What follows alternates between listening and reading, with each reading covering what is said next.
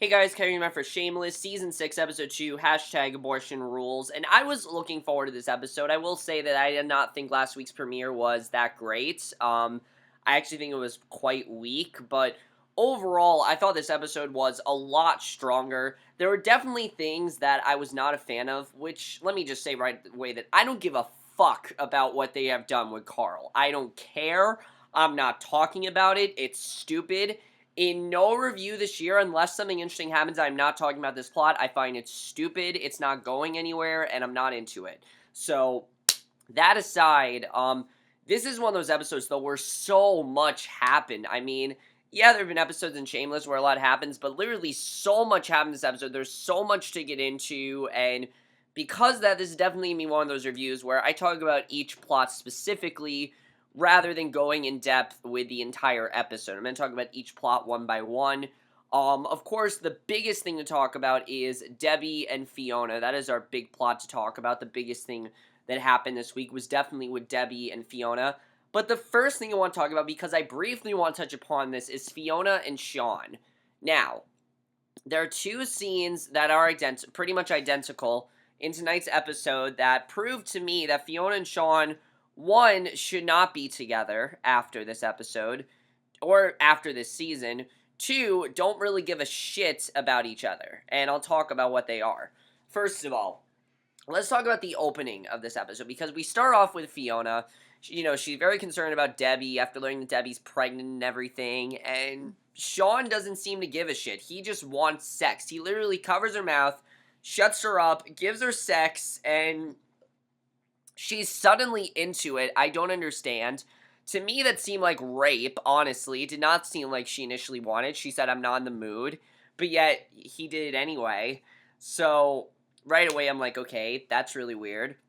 So, that definitely, I thought, was a weird way to start the episode. And I do like Sean's advice that, you need to not be so forward with Debbie and try to not hammer in the points of, oh, you wanted to go to this clinic so badly, because it's clear from the first scene that Fiona wants Debbie to get an abortion. It's clear, and Sean's trying to tell her, oh, you shouldn't let her do that.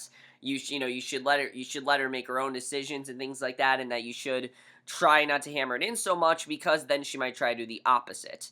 So I thought that was good advice. But then we get to what we find out with Sean in this episode, because we find out with Sean, basically, that, first of all, Fiona is assistant manager, as we know. We know that Fiona's assistant manager, and, basically, we see that, it's really a lot of pressure for her. There's so much she's dealing with, including, her brother, and you have, what's her name? Meredith, I think her name, the one that was upset, that she got the job over her, that wanted the assistant manager job, but only thinks that Fiona got it because she gives blowjobs to Sean and everything, that the two of them have sex, which at this point, that seems to be their entire relationship. Their entire relationship, to me at least, seems like it's just sex. It doesn't seem like they have much else going on there except for just sex, which is very weird, I must say, definitely. I don't think that really makes any sense to me whatsoever. So, it's pretty stupid, honestly. I will definitely say that Sean and Fiona kind of seem to come out of nowhere. Like, this whole relationship kind of seemed to come out of nowhere. I knew they were going to be together, but I don't know, something about this episode, maybe I haven't seen it, but a lot of people have said, oh, Sean is this sleaze bag, and Sean is just creepy, and he should not be with Fiona. And I haven't seen it. I've been defending Sean. I've been saying, you know what, he's a good guy for Fiona. He cares about her. Here, tonight's episode, oh yeah, I definitely see Sean as what everyone's been saying Sean is. Definitely I see that in this after tonight's episode. Because not only does she fire Ian in this episode because he didn't want the job and he was kind of slacking on the job. And let me just say that guy that Ian was with, I'm hoping that could be the next Mickey, because I know people want Ian and Mickey back together. But to me, it seems like I think Ian needs to be with someone else before he gets back together with Mickey. And that guy that he was sitting at the table with that also works at Fiona's job, I kind of feel like that could be a love interest for Ian this season. Because right now, at least, Ian doesn't have much of a storyline. And that kind of sucks, because Ian's one of the best characters on the show, without a doubt, and he doesn't really have a storyline right now. So Basically, that whole thing happens, but the biggest part of this is what we find out with Sean. Sean is using again, we find out. He's been doing heroin, he's using again, and basically, that's what's going on with Sean. He's using again, he's doing heroin. Obviously, Fiona's very concerned. Sean's telling her that, hey, there's nothing you can do to stop me. I'm addicted. To me, it seemed like they were trying to justify what he did in the first scene. But then, at the end of the episode, when Sean is talking to Fiona about it, when he gets into bed at the end, she does the same exact thing. Covers his mouth, shushes him. How is this romantic? Okay, yes, I get BDSM. Some couples like that. But this is not BDSM. This is borderline rape. I mean, it's weird. I didn't find it, like, disturbing. I just found it weird, honestly. It didn't seem like natural sex. It didn't seem like something that either of them were into until it actually happened. I didn't find it, I found it very, very strange, I have to say, and honestly, I don't think these two should be together after this episode. I really don't think they should. I mean, Fiona doesn't seem to care about Sean, and Sean doesn't seem to care about Fiona, because anytime they brought up something, when they were in bed, they just shut each other up, and for Sean, it was because he had blue balls, and for Fiona, because she wanted sex. But what doesn't make sense is the other twist that is thrown into here, which we will definitely get into, because now I gotta talk about Debbie. Holy shit, Debbie. I mean, oh my god, Debbie. She is making so many bad decisions, and I don't know what's gonna happen to Debbie, but Debbie is making some horrible decisions, but it makes sense. I mean, someone her age, that their part of their brain that you think of isn't really developed yet. So, for people complaining about Debbie and how she's making stupid decisions, it's because of the fact that her brain isn't fully developed yet, and you have to reach a certain age to really think about certain things, and Debbie clearly is not doing any of that, because it's clear that she wants to keep this baby. She does not want to, she does not want to abort it. She does not want to, give it to, she does not want someone to adopt it. She does not want to give it up. She wants to raise this baby and be a mother to this baby.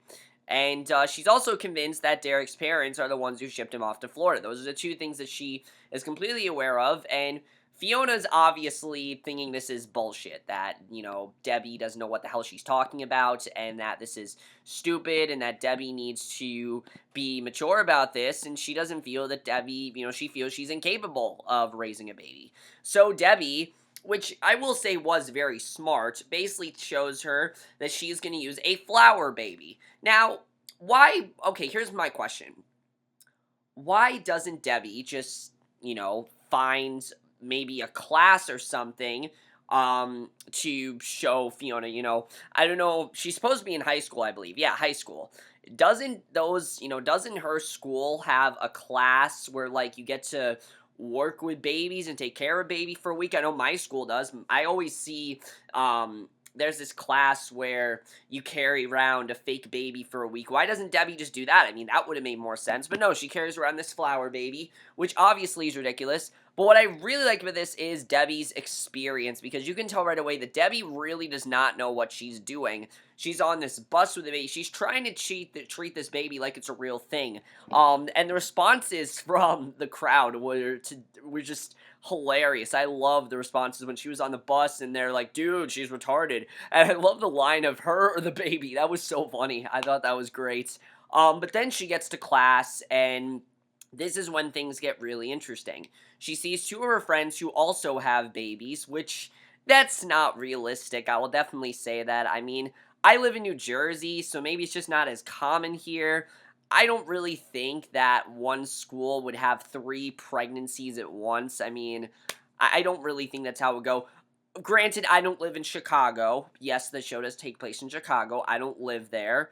I live in New Jersey, which is not like Chicago, but, just from my experience, I don't think a high school would have 3 babies. I'm not sure, though. Basically, though, we see that all 3, we see these 2, friends of Debbie. I think they're supposed to be friends of her. I don't think we've ever seen them before, but they're 2 friends of Debbie, basically. And she's talking to them, and they talk about how they actually don't love being with these babies, because their parents can't take care of them, and that their schoolwork interferes, and just things are getting in the way and they don't really enjoy it as much, and they kind of want to get out of school and things like that. They want to drop out, and I think Debbie is slowly starting to realize that this might not be the best thing for her. But because of Debbie's goal, she doesn't want to admit that maybe I can't raise this baby. I think it's just because Debbie has this mindset, I need to raise this baby. And I don't think it's just because Debbie is trying to be stubborn. I think it's Debbie has this goal that's like, all right, I made this baby, I need to take full responsibility and raise it, which is a very mature thing to do, I will definitely say that, because most girls her age would take that easy way out, would definitely try to abort the baby. Definitely they try to do that. But Debbie clearly is not concerned with that. She wants to take full responsibility. She wants to raise this baby, and I find that very interesting that she wants to raise this baby. But basically, she goes onto this bus, and before that, though, she does go. Now, let me also say that between all this, Fiona keeps saying her all these, like, statistics and polls, which that is the complete opposite of what Sean told you specifically not to do. Sean literally said, do not hammer it into Debbie, and yet she's sending her these statistics and polls over and over again. It just didn't make sense. I don't really know why Fiona was doing this. To me, this was just annoying, and not just because I get that you wanted to have an abortion, but then it got even worse when Lip shows up to take Debbie to the clinic. She's obviously not going to go. She's freaking out at Lip, and obviously she's not going to go. It's simple. She's not going to go. So then we get to the Derek part of this, which I thought this was very well done, because the big question, one of the big questions at least of last week, is did Derek move by choice, or did his parents force him to? And like I said, Debbie's convinced that Derek's parents forced him to. But then she realizes that he's not answering his phone, and then all of a sudden, the number is changed. It says the number you dialed has been disconnected, so she's freaking out. She goes to, I believe, his sister. I believe that's who that was. She was not his mother. She was much younger, so I'm assuming that's his sister. I think it was. And she basically gives it to Debbie straight that he did not want to raise a baby and that this was Derek's choice. And I like that Derek wasn't just a douche here. Like, Derek had a genuine reason for leaving. And I honestly really love this because I think Derek truly does care about Debbie. He just didn't get a say. And because of that, he bailed. Because, you know, if you're not going to give me a say, what's the point in doing this? He wanted to be a pilot. He wants to be an Air Force pilot, and this was something that him and Debbie never discussed. And Debbie obviously feels horrible about this, and Debbie can't believe that he did this, but I think it totally makes sense why Derek would do this. I mean, clearly he had this dream, and he wasn't going to let this baby come in the way of that, even though I think he would want to raise a baby with Debbie and would eventually, want to at some point. Now he wants to achieve his dreams first. He has dreams, while Debbie doesn't seem to have any. She doesn't really seem to have a ground plan. She doesn't really seem to have any future whatsoever, and I think that definitely is something that makes Debbie and Derek clash. If you remember, the way they met was simply that Debbie wanted to fight, and Derek was going to teach her how to do that, and then they sort of just fell in love after that. They never really got to know each other. They really didn't. I mean, he taught her how to fight, and then suddenly they were having sex. Suddenly, Debbie just had this huge increased sex drive, and that's really all they did. So they never really had that full conversation, and I like that we found this out, that was the reason that Derek left, because I thought it was going to be something really stupid, like, oh, Derek just left because he didn't want the baby, but no, he had a genuine reason for leaving, and I was very impressed that Shameless did that. I really loved that overall. I thought that was really, really great. Definitely one of my favorite parts of this episode was that twist. Then we get to the most shocking part of this episode. Fiona, of course, like I said, is sending Debbie all these, statistics and things like that. The beauty of karma, because she's pregnant, we find out. Fiona is pregnant, and this never comes back up into the episode. It just is something that happens, and then it's thrown away. And I don't know why they did this. I think maybe it was just to give Fiona a taste of her own medicine, but Fiona is now pregnant, apparently. And here's what doesn't make sense to me. Debbie's gonna leave for Florida. Fiona sees Debbie. She's gonna leave for Florida, which I'm not surprised about. I knew The second that she knew Derek went to Florida by choice, I'm like, she's going to Florida. Debbie is that naive that she's going to go to Florida, which let me also say, she leaves her baby on the bus. She leaves the flower baby on the bus. She completely forgets about it because she was taking up the seat on the bus. She leaves the baby there, and she's freaking out, and basically, she leaves the baby on the bus, and like I said, she's freaking out about it. But basically what happens after that is Fiona and her get into this huge fight. But if you're both pregnant, that's how miscarriages happen. Like, you probably shouldn't fight while you're pregnant. B, Fiona, you should not have sex while you're pregnant. Those are just two things that you should not do. And I don't know if this is just something that they did and then they're just going to drop it. I swear to God, though, if they drop Fiona's pregnancy, that's going to be one of the stupidest things Shameless has ever done. Because that's really dumb. If they completely just drop it after this big twist, obviously Sean's the father, but I can't believe they did that. Debbie is off to Florida. Obviously, that's where she's going, and I thought that was definitely very interesting where that's going to go. Crazy stuff is going on there, and I can't wait to see what happens with Debbie next week, because that's going to get very, very crazy, definitely. Although next week it looks like she might not be going there. Let's talk about Frank, because I really like the way they handled Frank's storyline here. Okay, yes, I know people were telling me, why do you feel so bad for Frank? Why do you feel so bad for Frank? Let's just put yourself into Frank's perspective for a second. Frank hasn't had anyone to love in years. He has pretty much been addicted to, drinking. That's all he's done. He had Sheila, but then Sheila left, and he's kind of been alone, even though his family, I understand, they have reasons to be pissed at him, obviously, when he put them up for adoption because of the whole Fiona situation, which let me also say, the conversation between Debbie and Fiona when Debbie's saying, I don't want you to raise me and I don't want you to be, we don't need you to raise us anymore, I think really sums up a big part of the season. Fiona clearly is trying to get back into that role of being like the older sister taking care of her siblings when they don't really need her. After she got arrested and went to jail, they've kind of raised themselves. They don't really need her as much, and I like that Debbie did bring that up, because I think that's a big part of what we're seeing here. I definitely like seeing that, definitely. I thought that was definitely a very good conversation. But Frank, as we know, he is crushed over Bianca. He doesn't know what to do. And he actually does something in this episode. He gets advice from someone at the bar. I don't remember their name. One of the guys at the bar, that he should burn all of Bianca's stuff, which was a good idea. But at first, it doesn't work. One of the nurses does recognize him, though. He goes to the hospital that Bianca worked at to burn her stuff. But the nurse there completely stops him, because obviously it's not safe for him to just go around burning stuff. That's not right for him to do. So basically what happens is they take him out, and basically the nurse, who is a friend of Frank's, sits him down, and at first he thinks that she's making a pass at him, that they have a connection.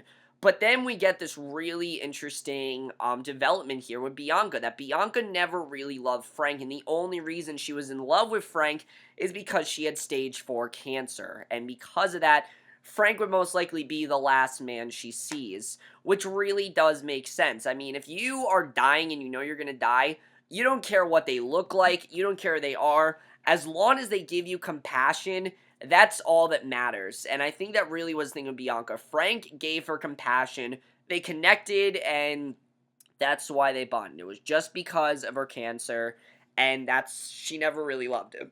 So Frank basically wants to see if this is true. He starts to find people to interview, but all the people he's finding, he can't find anyone with stage 4 cancer. He finally finds this woman who has stage 4 cancer, and he's interviewing her, and he's trying to basically recreate all the same things he did with Bianca. And I'm like, Frank, why are you so stupid?